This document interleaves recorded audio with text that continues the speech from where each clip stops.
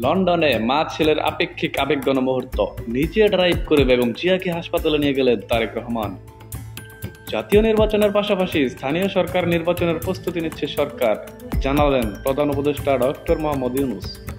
নারায়ণগঞ্জ কারাগারের অস্থায়ী আদালতে চলবে বিডিআর বিদ্রোহের বিচার কাজ, হয়েছে প্রজ্ঞাপন জারি।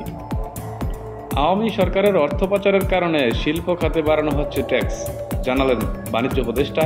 এ খাতে কমতে পারে বিদেশি বিনিয়োগ। মূল্যস্ফীতি কমানোই সরকারের মূল চ্যালেঞ্জ, একনেক সভায় 10 প্রকল্পের অনুমোদন।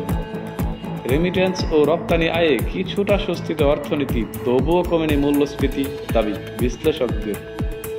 ভারত বাংলাদেশ সীমান্ত বিরোধী তৃতীয় ধাপের পতাকা বৈঠকেও মেলেনি সুরাহা, দুপক্ষই করেছে অতিরিক্ত সেনা মোতায়েন।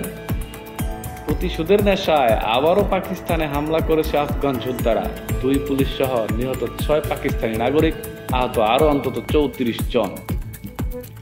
20 জানুয়ারির আগে হামাস ইসরায়েলি জিম্মি মুক্তি না দিলে মধ্যপ্রাচ্য অস্থিতিশীল করার হুমকি ডোনাল্ড ট্রাম্পের।